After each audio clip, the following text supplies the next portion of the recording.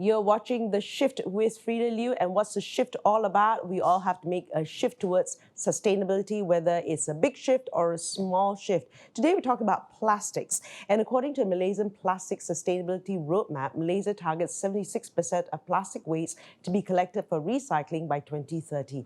What does it take to get there, and which parties need to be involved? I'm here speaking with Seah Kian Hoe of Heng Hiap Industries, a man who knows his plastic, a man who knows the story behind recycling from way back when. Good to see you again, Kian Hoe. Thank you, Frida. Thank you for having me here. Okay, I wish you were with me in the flesh, but you know, I'll get it. I'll take whatever I can get, right? We talk about plastic circularity, right? And I guess a lot of people don't understand what that means. Okay, so paint me that picture. The moment I throw away that plastic bottle responsible for recycling, what happens? Okay, so I think, plastic circularity basically means that give plastic a circular destiny. So start with the bottles.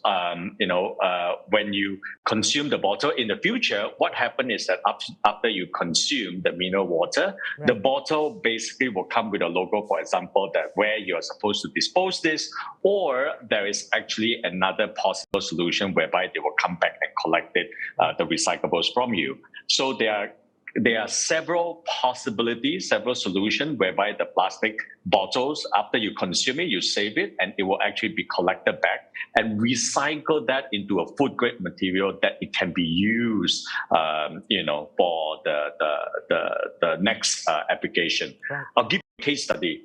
Like in Australia, for example, all the plastic consumed, the mineral water consumed, the mineral water bottle will be discarded in a special bin, in a special color bin, and then there will be a concessionaires will come and collect all these mineral water bottles along with other recyclables, and these bottles will then be properly recycled, clean, and achieve food grade. And big brands like Coca-Cola in Australia only use 100% recycled PET, the recycled plastic, to make into their products. So when you go to Australia, check it out. All your Coca-Cola bottles will be made from recycled plastic. So the product is designed as such that after you consume, there is a definite pathway that gives it a circular destiny. Right. Okay. So what is missing in the Malaysian picture that we don't have? Okay. Yeah. Malaysia, along with, sorry to interrupt, Malaysia, along with many other countries, whether developing country or some developed country, is that this material is still being consumed in what we call a linear consumption, meaning after consumption, we don't know where it's going to go, so we're just going to, chuck it into a rubbish bin, and then more likely than not, a big portion of that actually goes to landfill. So that is actually, something that we don't want, because we never designed that circular destiny. So when it's never designed, it goes anywhere that you want. It goes to landfill, open fire, and some unfortunate situation whereby it goes into river or ocean. Right. Okay. Now, Solid Waste Malaysia reports that we produce 1 million tons of plastic waste each year, and your company recycle up to 300,000 of that, right? So are other recyclers involved in the remaining, really, or how many of that get caught in the landfill? Not enough players. Yeah. Oh, maybe some of a quick correction here. Okay. So yes, Solid Waste Malaysia, reports. Solid Waste Malaysia right now actually reports that we consume slightly more than 1 million tons of the packaging plastic, meaning polypropylene, polyethylene, and PET, and then up to 300,000 are being recycled by the entire recycling community.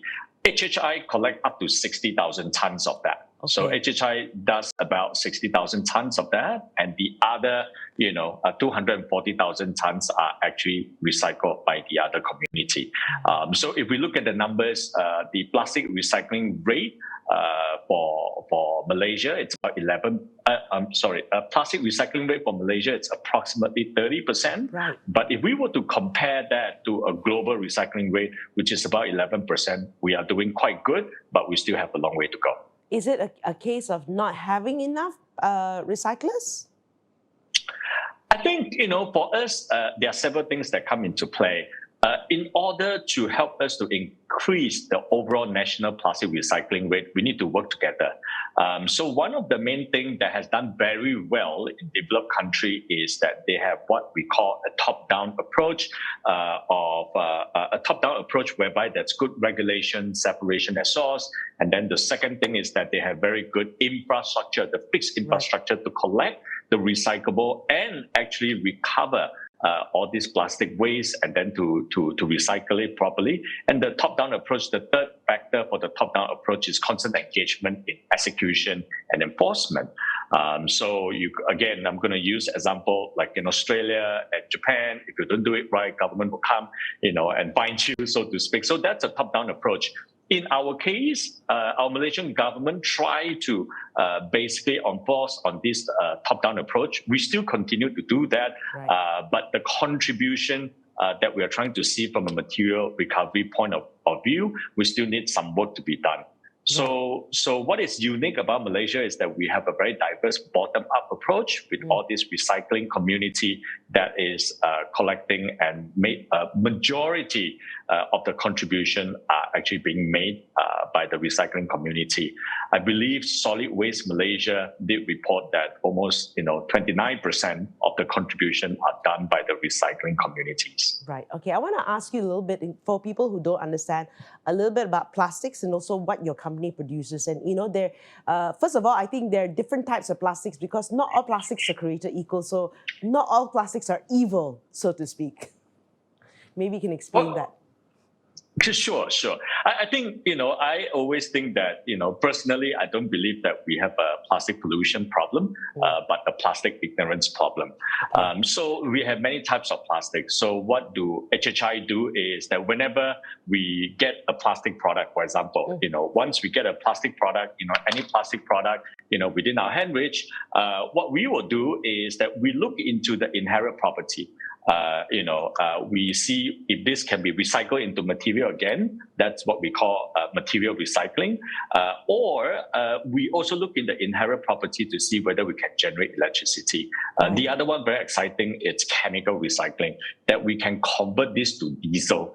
Or we can convert to an even higher grade that we call naphtha. Naphtha is a raw material to make plastic material. So we look into all these different areas to recycle all this plastic. Right. Technically speaking, all plastic can be recycled technically. Yeah. However, if we look into the from a profitability point of view, only certain category of material can be recycled profitably, especially in developing countries like in Malaysia. We have to create the value and find a market for it. Government do help us with some of the innovation grant, but we are not getting, a lot of other type of help here. So creating value out of scrap becomes something that's very important through the material recycling, thermal recycling, and chemical recycling that we mentioned earlier. So tell me about your product, the smart plastics, right? And I go to your website and I'm just so impressed with what you do, but explain to people what it is. So smart plastic, building on just now what we were saying, when everyone, including yourself, I'm going to use yourself, Frida, as an example. You consume plastic. After you consume, let's say, the mineral water bottle, you throw it away. Right. Yeah. When you throw it away, what's going to happen to that is that when we collect it back, we look at the inherent mechanical property.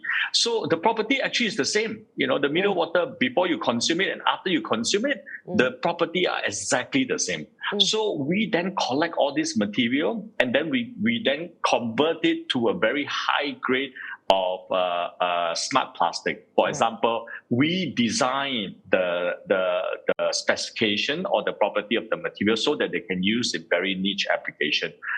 So for example, during the pandemic, we can make it antibacterial, a function whereby there's a thin coat of antibacterial membrane that actually kills the bacteria. So during pandemic, that's something that a lot of people want. We can make it electric conductive, for example, so that when we make it into packaging material, such as solar panel or electronics or whatever, it can discharge the statics. So we can make it very hard, very soft. So we can make a lot of different types of property for the plastic, so that it can give us different kind of property or performance that we want. And we actually created all these very specialized type of smart plastic. More than 700 formulation has been created for different application, all come out from the plastic scrap that Malaysia have generated. And we export to 38 different countries, using all this smart plastic methodology. Right. Okay. Now, you are the world's first end-to-end integrated plastic recycling company, right? What does it mean? And why are not more players end-to-end? Is it a cost factor? And why does it make business sense for you to be end-to-end? I think it's just, very tedious as a whole. If we look at the plastic recycling landscape, regardless where you are, well, let's talk about Malaysia, for example. Our plastic recycling landscape is highly fragmented. We have company A that's doing collection, company B doing separation, company C doing crushing, washing, mixing, and then finally extrusion. So there are 6 key processes. Now, because of the fragmentation, the labor cost is very high. The non-value adding logistic is very high because the material bounce around. It can go from Klang, then to Ipoh, then to Kuantan, then to Johor, and then finally end up in Penang, so on and so forth. So there's a lot of non-value adding logistic. And then, more importantly, there's a lack of standard that governs how this A, B, C, D, E, F play together. So the net result of that is that as material go from A to F, cost goes up, quality goes down. So when we have a fragmented issue, then the solution to that is integration. But to do that, that means you have to combine all the companies together, all 6 companies into one, following one simple language, one standard that we want to do that. So that's actually very, very tedious. And it takes a special understanding and skill to actually get there. So what 𝗔𝗏𝗽 have done is that we integrate all 6 under one system. And because we integrate that, we can reduce labor costs, reduce logistic, but most importantly, we can then truly understand what is the inherent quality or property that we can use, and then finally customize it to specialized material that we can ship for export market, and then also serve global markets. One of the interesting fun fact is that although 𝗔𝗏𝗽 started in year 2002, 𝗔𝗏𝗽 is not young anymore. It took us 21 years to actually get there. But my journey in plastic recycling started at the young age of 10, where my parents are collecting recyclable from household to household. So we've been working with all the recycling operators. And we basically have been in the language, have been in the community. We're still in the community. We speak the same language. So that helped us to integrate all of that. And I love that story, right? I know the story when you were helping your dad in the truck at 10 years old, right? Collecting rubbish. And so I guess what you were saying as well, what you're doing is also sustainable manufacturing, as in you put in everything together because you can reduce labor costs, logistics, and all that. So I understand that more than 70% of your output is for export to 38 countries worldwide. And your customer profiles are diverse, right? From small and medium-sized startups to Fortune 500 companies. Some of your clients, right? What do your product end up being? So, I mean, my client, like you said, big or small, the small one might be making a backpack, but only using recycled plastic from ocean-bound plastic, material we recover from our ocean cleanup, so on and so forth. Some of the customers are big, Fortune 500 companies, and they are the top consumer goods company, and they want to basically use more recycled content. All of them show one common trait. That means they're believer in sustainability. So they want to use more recycled content in it, simply because, number one, the consumer want to see more recycled content in the plastic material. The converter wants that. The government are very much welcome to that. Here in Malaysia, you talk about our sustainability roadmap. That's what we want to do. And it shares the same common trait that all of them are actually believers in this. So when they are believers, then they decided to make a change. Yeah? Right. They decided to basically go back to the way we consume material and then start all over again. That means, we still design, very good material, very safe material, and then we will maintain the performance in the material. But this time, what has changed is that we start to design the circular destiny. That means after consumption, where would this plastic go? Yeah. So how would it be actually collected? And once it's being collected, we talk about different methods to collect that, either through working with the government, working with some of the scheme, among the consumer packaging company come together. We call EPR. We can dive that next time. And then also there are some of the interesting solution that has been provided, by operators like 𝗔𝗏𝗃, so that we collect that back and then convert it into high-grade material, and then we make it into plastic material again. So plastic has many advantages, but there's one thing that many people do not know about plastic. That is plastic, rule of thumb, depending on the condition, plastic can be mechanically or it can be converted into material recycling 7 times. Right. After 7 times, the molecular structure collapsed. Then what we do is that we then convert it into a renewable feedstock like pyrolysis oil that I mentioned to you just now, the naphtha that I mentioned to you just now, through chemical recycling. Right. And then we can make new plastic again. So technically speaking, if we are very good with all this plastic circularity, that means plastic can be converted 7 times through material recycling. And then we do 1 more time of chemical recycling. Then we give this a new life. This 7+1 magic can actually go on technically forever. And I think that's something that 𝗔𝗏𝗃 envisioned, and we're trying to make that possible here in Malaysia. The 7+1 magic, right? Okay. You had a collaboration with Cap Gemini on an app, right? What's the story there? What's the status there? Oh my God, Frida, you know about everything, don't you? So remember, I was talking about the collection on that part. Yeah. Right. So we talk about our top-down approach, and then over here we try to activate the bottom-up approach. So for 𝗔𝗏𝗃, we work with huge, independent recycling operators here in Malaysia. So we're trying to create an app that can actually aggregate the bottom-up approach. So the idea is very simple, very much like what we are very familiar right now. So in the future, soon to come, Frida, when you have recycled mineral bottle that we talked about earlier on, you'll say that, Kian, I have 20 of those, come and collect it through the app. And then, the name of the app is called Smart Scrap. And then after that, you will then come, then we will assign a mobile collectors to actually collect this recyclable from you. And then from this recyclable, then it will go into the other processor. And then finally, it will make into either a new material or chemical recycling that goes into diesel or whatever. So this is a solution that will provide a lot of convenience, to eco-conscious consumer like yourself. And then the other thing is that it's a meaningful solution, because you can actually see that all your effort in separating plastic and all that, it will actually go to a recycler, and then it will be properly recycled.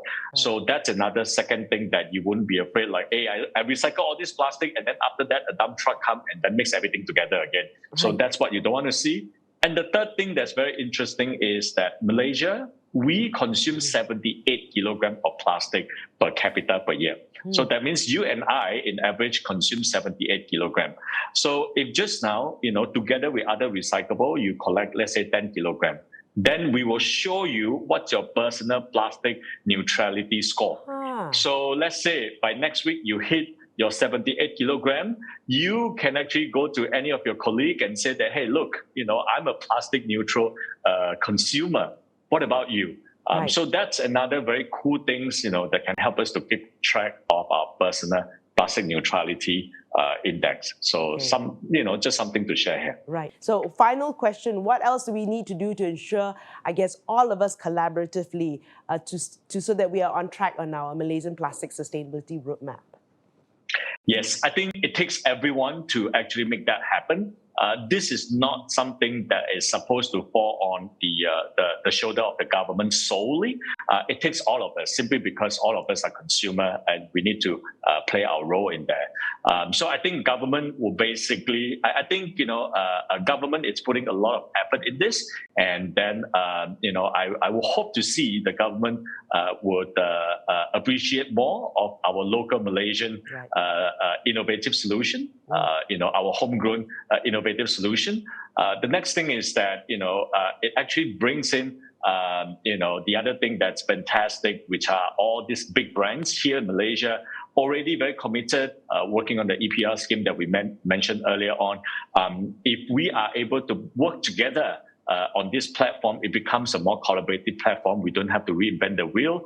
Malaysia, we are not a big country, but we are not a small country either. So I think that's something that we have to work together and also try to increase more recycled content in everything that we are doing. Recyclers and the entire recycling operators, we are slowly coming together, in a innovative way and in a digital way. So that's also very exciting. Last but not least are the consumer. So when the solution is there, we do need the help for each and everybody to start thinking about sorting plastic again, cleaning it, and then making sure that, we channel that into the right platform, the right solution platform, hopefully, the right digital platform, and then to recycle that and give all the plastic that we are consuming a circular destiny. So I think, it's slowly coming together, but surely. So do watch the space. Always a pleasure, always enlightened. Thank you for spending time. Seah Kian Hoe from Heng Hiap Industries, HHI, and of course, you've been watching The Shift with Frida Liu.